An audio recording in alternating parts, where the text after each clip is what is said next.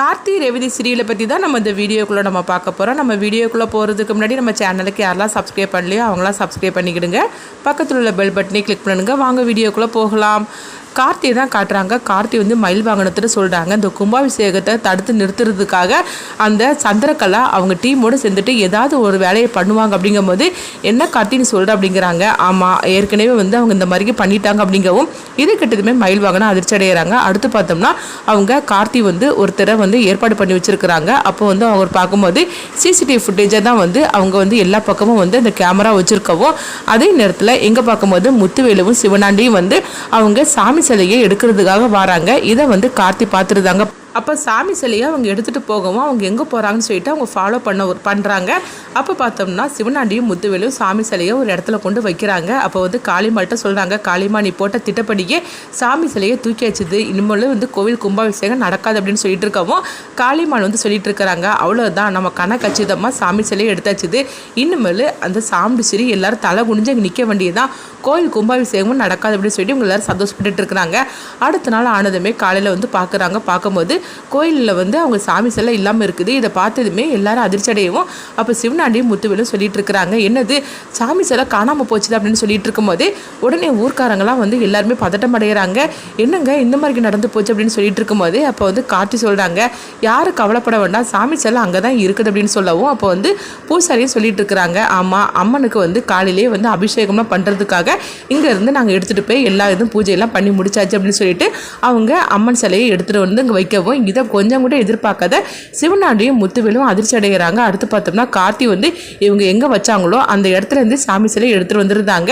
அப்போ விரும்பல் வந்து அதிர்ச்சி அடைகிறாங்க, என்னது நம்ம என்ன திட்டம் போட்டாலும் சரிதான், ஆனால் எல்லாமே வந்து இந்த மாதிரிக்கு முடிஞ்சிருது, இதெல்லாம் யாருடைய வேலையாக இருக்கும் அப்படிங்கும்போது அப்போ கார்த்தி வந்து உடனே சிவனாண்டிட்டு முத்துவேல்ட்டு வந்து தனியாக கூப்பிட்டு சொல்கிறாங்க, இங்கே பாரு நீ என்ன பண்ணினாலும் சரிதான், கோயில் கும்பாபிஷேகம் நல்லபடியாக நடக்கும், நீங்கள் என்ன திட்டம் போட்டாலும் சரிதான், இது நிற்கவே செய்யாது அப்படிங்கவும் உடனே இவன் தான் இதெல்லாம் பண்ணியிருக்கிறான் அப்படின்னு சொல்லிட்டு அவங்க அதிர்ச்சி அடையவும் இதுக்கு மேலே இதெல்லாம் ஏதாவது நீங்கள் பண்ணினீங்கன்னு வச்சுக்கிடுங்களேன் அப்புறமா அவ்வளோதான் அப்படின்னு சொல்லிக்கிட்டு கார்த்தி வந்து அவங்கள போட்டு மிரட்டிக்கிட்டு போகவும் இதை வந்து காளிமல்கிட்ட தெரியப்படுத்தவும் காளிமல் வந்து எரிச்சல் அடைகிறாங்க, என்னது நம்ம என்ன திட்டம் போட்டாலும் சரிதான், கடைசியில் அந்த கார்த்தி வந்து எல்லாத்தையும் தவிடு பொடி ஆகிக்கிறதானு அப்படின்னு சொல்லிட்டு எரிச்சல் அடையவும் அப்போ சந்திரகலாவும் சொல்கிறாங்க, ஆமாம் அந்த கார்த்தி லேஸ்பட்டவன் கிடையாது, நம்ம என்ன பண்ணாலும் சரிதான், கடைசியில் நம்மளுக்கு வந்து அவன் ஏதாவது ஒன்று பண்ணி இப்படி பிரச்சனையும் வந்து இது பண்ணிடுறதான், நம்ம பக்கம் திருப்பி விட்டுறதா அப்படின்னு சந்திரகலா சொல்லிட்டு இருக்கும்போது அடுத்ததான் பார்த்தோம்னா கோயில் கும்பாபிஷேகத்துக்காக சாமுண்டீஸ்வரி வராங்க.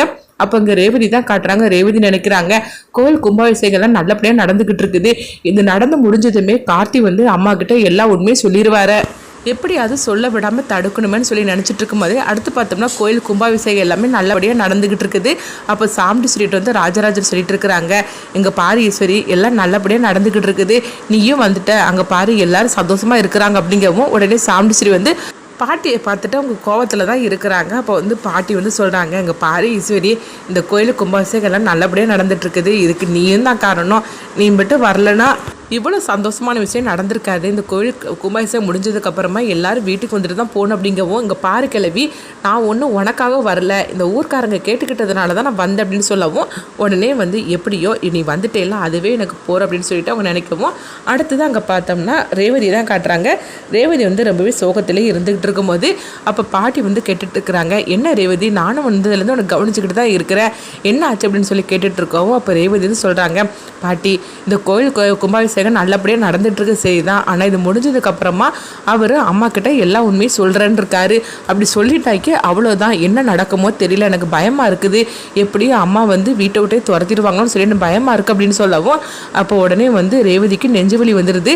அப்போ உடனே வந்து அவங்க பாட்டி வந்து சொல்கிறாங்க, அங்கே பாரு ரேவதி எதாவது நினச்சிட்டு நீ கவலைப்பட்டுட்டு இருக்காது அப்படிங்கும்போது இப்போ கார்த்தி வந்து ஓடோடி வராங்க, என்னாச்சு ரேவதி அப்படிங்கும்போது இல்லைங்க எனக்கு நெஞ்சு வலிக்கிற மாதிரி இருக்குது அப்படிங்கவும் அப்போ பாட்டி சொல்கிறாங்க, சரி நீ போய் வீட்டில் போய் கொஞ்சம் ரெஸ்ட் எடு அப்படின்னு சொல்லும் போது அப்போ கார்த்தி ரேவதியை அவங்க அழைச்சிட்டு அவங்க வந்து அவங்க வீட்டுக்கு பாட்டியோட வீட்டுக்கு போகிறாங்க.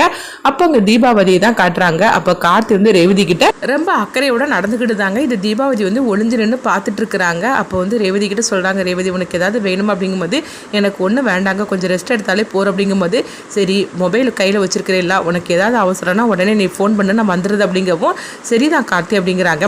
அடுத்து பார்த்தோம்னா கார்த்தி அங்கேருந்து போகவும் இப்போ தீபாவதி வந்து பார்க்குறாங்க, இவங்க கிட்ட பேச்சு கொடுத்தா கண்டிப்பாக கண்டிப்பாக ஏதாவது உண்மை கிடைக்கும் அப்படின்னு சொல்லிட்டு ரேவதி கிட்ட அவங்க பேச்சு கொடுத்துட்ருக்குறாங்க. அப்போ ரேவதி கேட்குறாங்க, நான் உங்களே இதுக்கு முன்னாடி பார்த்ததே கிடையாது அப்படிங்கும்போது நான் இப்போ தான் புதுசாக வேலைக்கு சேர்ந்துருக்கிறேன் அப்படின்னு சொல்லவும், பாட்டி ரொம்பவே தங்கமானவங்க, நான் இப்படி வந்து சாப்பாட்டுக்கு கூட வழி இல்லாமல் நான் இருந்தேன், ஆனால் பாட்டி தான் வந்து என்னை அரவணைச்சு இந்த வீட்டுக்கு கூட்டிகிட்டு வந்தாங்க அப்படின்னு சொல்லிட்டு தீபாவதி இப்படி பேச்சு கொடுத்துட்ருக்கோம். இப்போ ரேவதி சொல்கிறாங்க, உங்ககிட்ட பேசும்போது எனக்கு ரொம்பவே பிடிச்சிருக்குது, உங்களை பார்த்தோன்னே ரொம்ப பிடிச்சி போச்சு அப்படின்னு சொல்லவும், ஆமாம் உங்களுக்கு என்ன ஆச்சு அப்படின்னு சொல்லி கேட்டுட்டு இருக்க.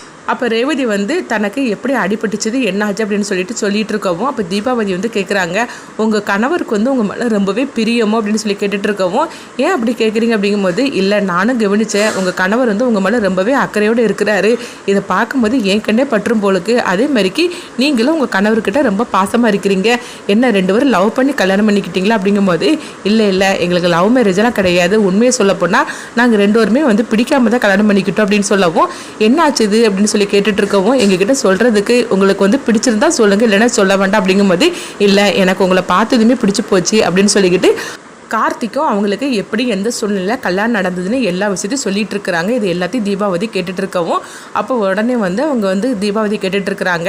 அப்போ கார்த்தி வந்து உங்கள் முறை பையனா அப்படின்னு சொல்லி கேட்டுட்டு இருக்கும்போது, அப்போ ரேவதி வந்து பார்க்குறாங்க, ஐயோ இவங்ககிட்ட நம்ம உண்மையை சொல்லலாமா வேண்டாமான்னு தெரியல அப்படின்னு சொல்லிட்டு இருக்கும்போது, அப்போ ரேவதி சொல்கிறாங்க, இந்த உண்மையை நான் யாருக்கிட்டுமே சொன்னது கிடையாது, ஆனால் உங்ககிட்ட சொல்கிறேன், ஆமாம் கார்த்தி வந்து வேறு யாரும் கிடையாது, என்னுடைய அத்தை பையன் தான் அப்படிங்கிறாங்க. இது கிட்டதுமே தீபாவதிக்கு எல்லா உண்மையும் தெரிஞ்சிருது. அப்போ உடனே பார்த்தோம்னா தீபாவதி வந்து நம்ம எந்த உண்மைக்காக வந்தோமோ எல்லா உண்மையும் நம்மளுக்கு தெரிஞ்சு போச்சு அப்படின்னு சொல்லிட்டு நினைக்கவும், அடுத்து பார்த்தோம்னா நம்ம வந்த வேலை முடிஞ்சு போச்சு அப்படின்னு சொல்லிட்டு அவங்க போகும்போது, அப்போ அடுத்ததாக வந்து அவங்களுடைய விசிட்டிங் கார்டை வந்து அவங்க பார்த்துருந்தாங்க.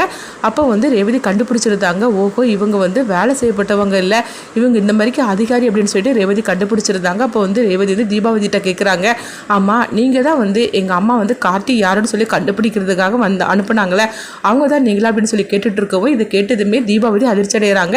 அப்போ ரேவதி வந்து உடனே தீபாவதிட்ட சொல்கிறாங்க, அங்கே பாருங்கள் நான் வந்து என்னுடைய எல்லா விஷயத்தையும் நான் உங்ககிட்ட மனவிட்டு நான் சொல்லியிருக்கிறேன், அப்படி இருக்கும்போது நீங்கள் வந்து இப்படி கண்டுபிடிக்கிறதுக்காக வந்திருக்கீங்கன்னு எனக்கு தெரியாது, ஆனால் தயவுசெய்து நான் சொல்கிறத கேளுங்க, ராஜாவை பற்றி மட்டும் நீங்கள் வந்து உண்மையை சொல்லிட்டீங்கன்னா அவ்வளோதான், அவர் ராஜா இல்லை கார்த்திங்கிற உண்மையை வந்து நீங்கள் எங்கள் அம்மா கிட்ட சொல்லிட்டீங்கன்னா அதுக்கப்புறம் எங்கள் அம்மா அடுத்த நிமிஷமே அவரை வீட்டை விட்டு துரத்தி விட்டுருவாங்க அப்படின்னு சொல்லவும், அதனால் தயவுசெய்து இந்த விஷயத்தை பற்றி நீங்கள் சொல்லாதீங்க அப்படின்னு சொல்லிட்டு ரேவதி வந்து தீபாவதிட்ட ரொம்பவே கெஞ்சி கேட்டுக்கவும், அப்போ வந்து தீபாவதி நினைக்கிறாங்க, உண்மையை சொல்ல போனால் கார்த்தி ரேவதி ஒருத்தருக்கு ஒருத்தர் அந்த அளவுக்கு வந்து அன்னோன்யமாக இருக்கிறாங்க. அது மட்டும் இல்லாமல் கார்த்தி 2 குடும்பத்தையும் ஒன்று சேர்க்கறதுக்காக தான் அவர் இந்த அளவுக்கு வந்திருக்கிறாரு.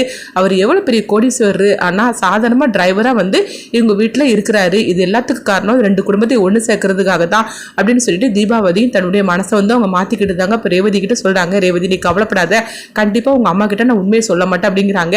இது கிட்டதுமே ரேவதி ரொம்பவே சந்தோஷப்பட்டு இருக்கிறாங்க. அப்போ வந்து தீபாவதி சொல்கிறாங்க, நான் உண்மையை சொல்ல போனாக்கி நான் இதை மாதிரிக்கு என் தொழிலுக்கு நான் வந்து அதாவது தப்பு செஞ்சது கிடையாது, யார் என்கிட்ட வந்து இந்த மாதிரிக்கு ஒன்று ஒப்படைச்சா நான் உண்மையை தான் நான் சொல்லுவேன், ஆனால் உங்களுடைய நிலைமை எனக்கு நல்லாவே தெரியுது, அது மட்டும் இல்லாமல் கார்த்தி ரொம்பவே நல்லவர், அவரை பற்றி நான் தெரிஞ்சு விசாரிச்சுக்கிட்டேன், அப்படிப்பட்டவருக்கு நான் ஒரு பொய் சொல்கிறதுனால எந்த வித தப்பும் கிடையாது, இது என் தொழிலுக்கு செய்யக்கூடிய துரோகம் கிடையாது, நான் 2 குடும்பத்தையும் ஒன்று சேர்க்கறதுக்காக அவர் இவ்வளோ தூரம் முயற்சி பண்ணுறாரு, அதுக்கு நானும் ஒரு சின்ன உதவி பண்ணுற மாதிரிக்கு நான் நினச்சிக்கிட்டேன், அதனால் கண்டிப்பாக வந்து நான் அந்த உண்மையை சொல்ல மாட்டேன் அப்படிங்கவும், அப்போ ரேவதி ரொம்பவே சந்தோஷப்பட்டு இருக்கிறாங்க. அடுத்து பார்த்தோம்னா தீபாவதினு சொல்றாங்க, நான் வந்த வேலை முடிஞ்சு போச்சு அப்படின்னு சொல்லிட்டு அவங்க கிளம்புறாங்க. அடுத்ததான் என்னெல்லாம் நடக்க போகுது அப்படின்னு சொல்லி நம்மளும் வெயிட் பண்ணி பார்க்கலாம்.